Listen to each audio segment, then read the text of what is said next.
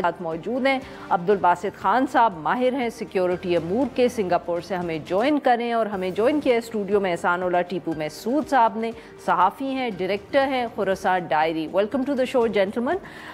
احسان اللہ ٹیپو صاحب، سر آپ سے گفتگو کا آغاز کریں گے۔ سر اتنے واقعات بلوچستان میں ایک ساتھ، بہت لگتا ہے کوآرڈینیٹڈ اٹیمپٹ تھا، بہت پلاننگ اس میں ہوئی۔ Is that how you also see it? ہاں exactly، یعنی کل رات سے 7 بجے کے قریب یہ حملے شروع ہوئے اور وہ جو عام لوگ تھے وہ نکلنا شروع ہو گئے۔ مختلف جو ہائی ویز ہیں جو بلوچستان کو کنیکٹ کرتے ہیں، جو باقی پاکستان ہے، کے پی، پنجاب، سندھ کے ساتھ، تو انہوں نے ان کو بلاکیڈ شروع کر دی، روڈز وغیرہ۔ اور وہاں پہ یعنی ابھی بھی آپ کے شو میں آنے سے پہلے بھی رستے میں مجھے یعنی ہمارے جرنلسٹ دوست ہیں بلوچستان کے، تو ان کے بیٹے یعنی وہ ملے تو وہ کہہ رہا تھا کہ میں صبح ہی پہنچا ہوں، تو جیسے ہم نے سڑک کراس کی وہاں پہ، تو اس کے بعد انہوں نے یہ لوگ نکل آئے تھے سڑک پہ، اور ہماری پیچھے جو بسیں تھیں تو وہ وہاں پہ اسٹک ہو گئی تھیں۔ تو بہت یعنی ویل کوآرڈینیٹڈ، بڑی تعداد میں یہ بی ایل اے کے جو ملیٹنٹس سے وہ نکل آئے تھے، اور اس میں ابھی جو اطلاعات آ رہی ہیں کہ کچھ خودکش حملہ آور بھی شامل تھے، جس میں ایک خاتون کا نام بھی آ رہا ہے، اور یہ ان کی طرف سے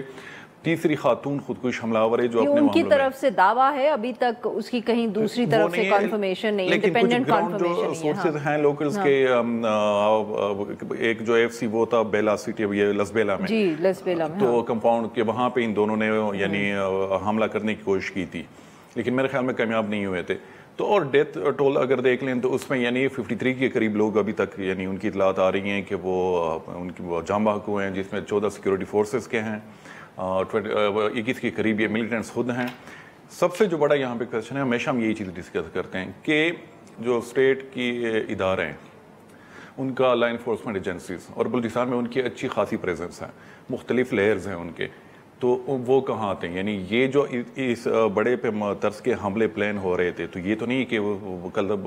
صبح انہوں نے پلان کیا اور شام کو وہ نکل آئے، تو اس کے حوالے سے تو پورے مہینے کی پلاننگ ہوتی ہے، مہینے کیا ہو سکتا ہے، مہینے سے بھی زیادہ ہو کہ اس طرز کے ہم حملے کریں گے۔ پھر ان کے لیے ریکروٹمنٹ کی ضرورت بھی ہوگی، پھر ان کیس اگر انہوں نے سوسائڈ اٹیکرز بھی استعمال کیے ہیں تو ان کی تو باقاعدہ ایک پوری یعنی یہ تو نہیں کہ ایک مہینے میں وہ ٹریننگ ہوتی ہے، تو اور ان کی کمیونیکیشنز ہوتی ہیں، وہ سب چیزیں یعنی اتنا بلڈ اپ ہو رہا تھا۔ لیکن جو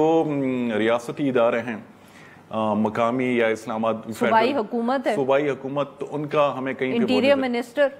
ایگزیکٹلی انٹیریئر منسٹر بھی ہے، وزیر اعلیٰ بلوچستان خود بھی یعنی وہ بھی کافی ایکٹیو ہے اس ایشو کے حوالے سے۔ تو میرے خیال میں سال میں اسٹیٹ کو یہ جو فیلئر ہے اس کو دیکھ کے اس کو ایڈمٹ کرنا چاہیے، اور کوئی ایسی اسٹریٹجی سامنے لانی چاہیے۔ وہ جو 20 سال پہلے اسٹریٹجی تھی، اور یہ ہم یہاں پہ نہیں، یہ ہم جو ٹی ٹی پی کے حوالے سے ہیں، پاکستانی طالبان جو ان کے حوالے سے بھی جو کاؤنٹر ٹیررزم کی اسٹریٹجی ہے، تو وہ ہمیں بار بار ان کا فیلئر جو ہے وہ سامنے نظر آتا ہے۔ تو میرے خیال میں وہ جو ماضی کے تجربات ہیں وہ ان سے نکلنا چاہیے، کیونکہ جو ملیٹنٹ گروپس ہیں یہ بہت زیادہ ایوالوڈ ہو گئے ہیں، سوفسٹیکیٹڈ ہو گئے ہیں، ان کے پاس نئی حوصلہ آ گیا ہے، آئیڈیالوجی آ گئی ہے، کمیونیکیشن کے ذرائع اور نیریٹو بلڈنگ میں یہ اتنے آگے چلے گئے ہیں کہ کچھ ایسی بھی اطلاعات ہیں پاکستانی طالبان کے حوالے سے کہ وہ کہتے ہیں کہ صرف ایک ہفتے کی ہماری ایفرٹ ہوتی ہے کسی کو ریکروٹ کرنے کے لیے، اور ایک ہفتے میں ہم ان کو کنونس کرتے ہیں اور وہ آ کے ہمارے رینکس میں شامل ہو جاتے ہیں۔ تو میرے خیال میں کہ یہ ملٹیپل پرانگ اسٹریٹجی ہونی چاہیے، اس میں جتنے بھی اسٹیٹ کے آپ آرگنز کہہ لیں یا قوت کو شامل کرنا چاہیے تاکہ اس کو کاؤنٹر کر سکیں۔